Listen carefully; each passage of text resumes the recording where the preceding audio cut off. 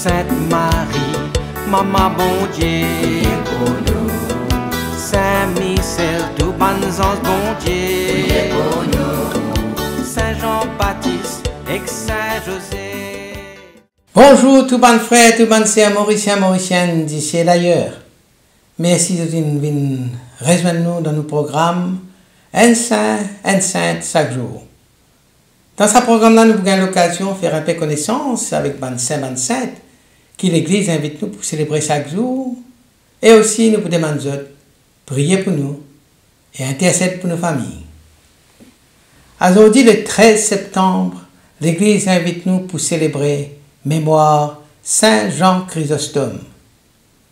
Saint Jean Chrysostome, patron d'un prédicateur, d'un orateur, d'un théologien, d'un journaliste catholique, d'un fidèle persécuté pour la justice. Et aujourd'hui, nous profitons de l'occasion pour saluer ban Jean, ban Jeanne, ban Johanna, ban Giovanni, ban Ivan, ban Juan, ban Yann, ban Hans. Dans la ville d'Antioche, au IVe siècle, une jeune veuve peut élever tout seul ce enfant, ce garçon, qui s'appelle Jean. Il s'y offert la meilleure éducation possible, parce qu'il peut espérer que Jean pour gagner une carrière brillante. Et Jean n'a pas de décevoir lui, parce qu'il tient une intelligence extraordinaire, il tient causer quand il ouvert sur la bouche, tout le monde qui écoutait. Donc, sur l'avenir, il finit tracé devant lui. Mais au cœur, sa montée de Jean, un événement inattendu pour bouleverser la vie. Jean développe une amitié profonde et spirituelle avec un autre jeune homme qui pouvait Saint Basile. Ensemble, ils ont découvert qu'il y a une vérité plus grande que la gloire, et sa vérité-là, c'est l'évangile. Jean abandonne toute la vanité du monde. Il peut vivre un prêtre, après il peut vivre un moine, il peut vivre dans la pauvreté, dans la prière, dans l'étude. Il peut dormir même l'eau salie, il peut jeûner chaque jour, il peut consacrer sur la nuit pour méditer la Bible, les Écritures. Et quand il commence à prêcher, la ville entière galopait pour écouter lui. Je dis qu'il y a 100 000 démons qui viennent écouter lui. C'est une parole qui est claire, qui est puissante et qui est brûlante de vérité. Et c'est ainsi qu'il recevra sa surnom de Chrysostome, qui veut dire la bouche d'or. Mais Jean n'est pas de pouvoir ni prestige. Au contraire, par la nature de faire vivre l'évêque, il sauver l'inhalé. Jusqu'à ce qu'il soit amené par force à Constantinople pour faire vivre patriarche de Constantinople.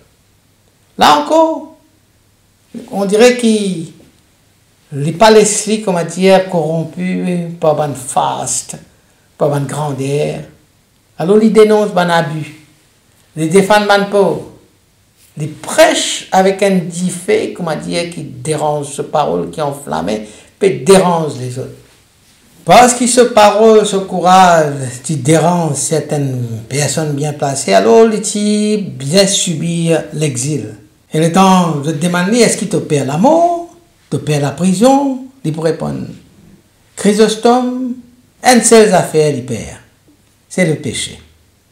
Il peut mourir en exil, brisé par un mauvais traitement, mais glorieux dans sa fidélité. Il n'est pas un martyr qui vient verser du sang, mais il y a un martyr de vérité. Il est un grand admirateur de Saint Paul. Et il peut dire de Saint Paul, le cœur de Paul était le cœur du Christ. Et plus tard, bien des siècles plus tard, là pour dire de Saint Jean, de lui-même, de Saint Jean Chrysostome, le cœur de l'orateur était le cœur d'un saint. Il fut né vers 349 à Antioche, c'est-à-dire en Syrie, et l'Empire romain de l'Orient à l'époque qui est en pleine transition entre le paganisme et puis le christianisme. Le christianisme qui ne reconnaissent pas Constantin, mais une rivalité politique et ecclésiastique qui est encore toujours vivante.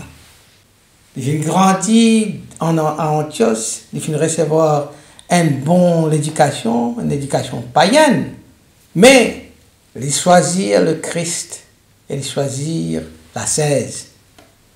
Il ordonné prêtre. Il distingué par une homélie vibrante qui était prononcée à Antioche. Il est le patriarche de Constantinople en 398.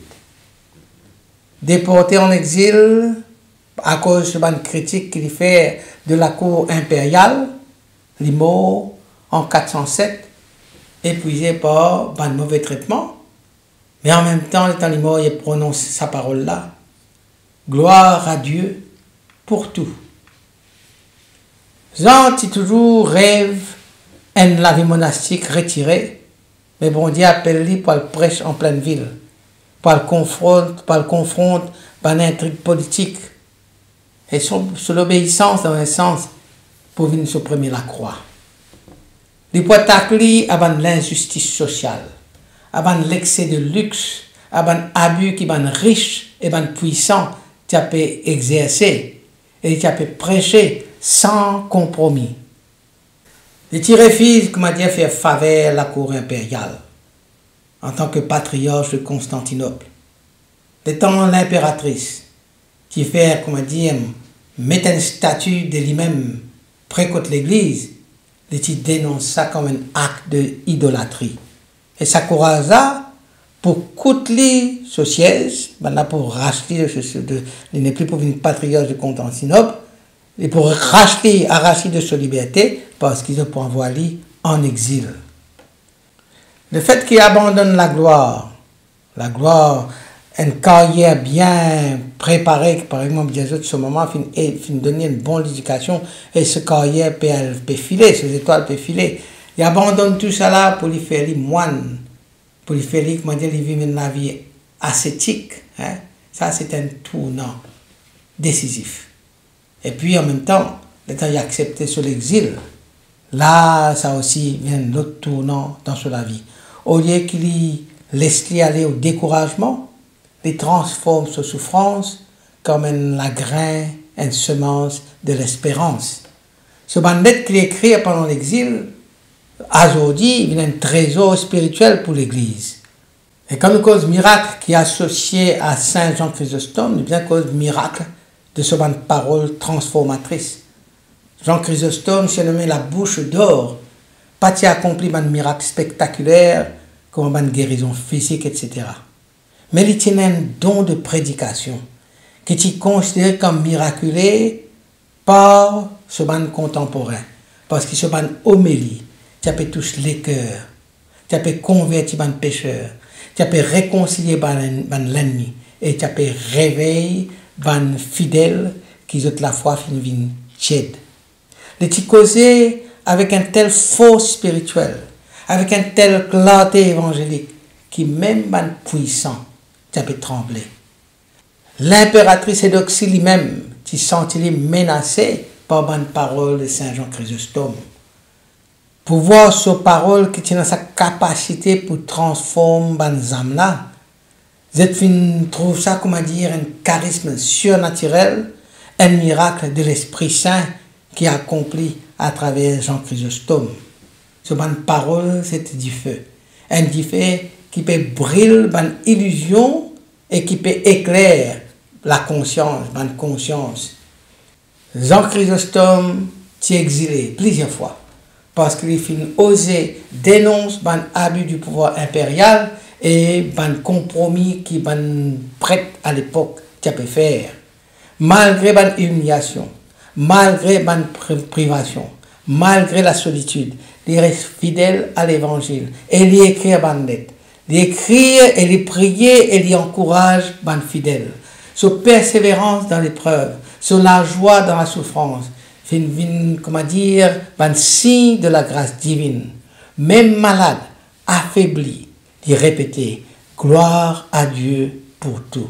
Tout le temps, gloire à Dieu pour tout. Sur l'exil, vient un lieu de fécondité spirituelle, comment dire, sur l'exil, vient un désert que bon Dieu lui-même final resté. Saint Jean Chrysostome est plus actuel que jamais aujourd'hui, surtout dans un monde où la vérité souvent est diluée ou où la parole souvent manipulée. Alors, les vignes disent nous, apprendre-nous le courage de dire la vérité. Les inspire-nous pour cause avec franchise, pour dénoncer ban injustice, même si cela coûte la popularité ou la sécurité. Les rappelle-nous que la parole chrétienne, les besoin une parole prophétique, pas une parole simplement pour faire plaisir. Jamais les fins adoucir l'évangile pour faire du monde plaisir. Les fins proclament l'évangile pour sauver les âmes. C'est une spiritualité incarnée qui, Saint Jean Chrysostome, vient insister qui nous vivent aujourd'hui. Nourrir les pauvres, visiter les malades, accueillir les étrangers. Il dit que le corps du Christ est présent dans l'Eucharistie, mais aussi dans les pauvres. Et dans un sens, ça peut appeler nous pour vivre la foi qui traduit en action, en geste, pas seulement en discours, en parole. Saint Jean Chrysostome, c'est un modèle pour les prédicateurs. Les patrons des prédicateurs, parce que sur la vie, rappelle-nous que parole bon Dieu, les bien nés de la prière, les bien nourris par l'écriture, et les bien servis avec l'humilité. Donc, vivre la parole de Dieu, rappelle-nous qui nos paroles, les bien nés de la prière, nourris par l'écriture, et quand nous servons, quand nous proclamons, quand nous prêchons, nous faisons avec l'humilité. Prêcher, c'est aimer. Aimer Dieu, aimer les hommes, aimer la vérité. Ça, c'est parole qu'il dit. Gloire à Dieu pour tout. Dernière parole avant la mort en exil. D'exprimer une confiance totale en Dieu, même dans l'échec apparent. Il trouve la main bon Dieu dans chaque événement, même dans l'événement le plus douloureux. C'est une spiritualité de l'abandon joyeux. De vous dire, si tu ne peux trouver le Christ dans le pauvre à ta porte, tu ne le trouveras pas dans le calice. Écoute ça bien. Si tu n'es pas capable de trouver bon Dieu, si tu n'es pas capable de trouver le Christ dans sa pauvre qui a là, devant la porte là, tu n'es pas pour trouver lui dans le calice. Alors ça, c'est pendant un homélie qui est prononcé lors Matthieu 25. Vous connaissez Matthieu 25 qui dit motif faim, donne-moi manger, motif soif, donne-moi boire, etc. Il a insisté sur la présence du Christ dans un plus petit. Et dans un sens, il unit la liturgie et la charité, l'autel et la rue. C'est bien.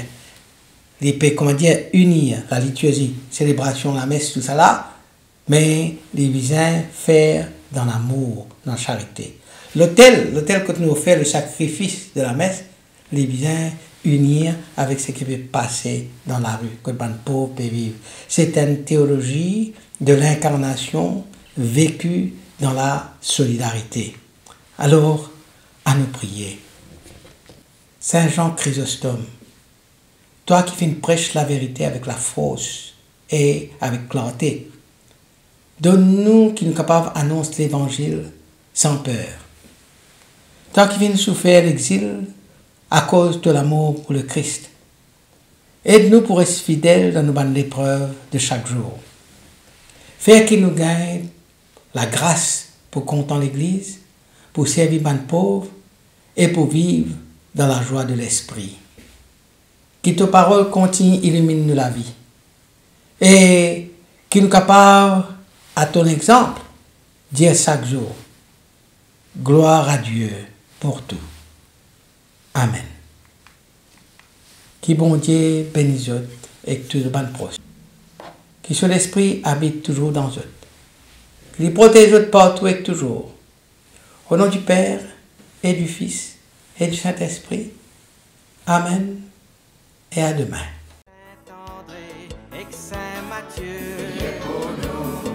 Saint Jean, Saint Marc et Saint Luc. Priez pour nous, priez pour nous, priez pour nous. Sainte Marie-Madeleine et Saint Étienne. Priez pour nous. Saint Ignace et Saint Laurent.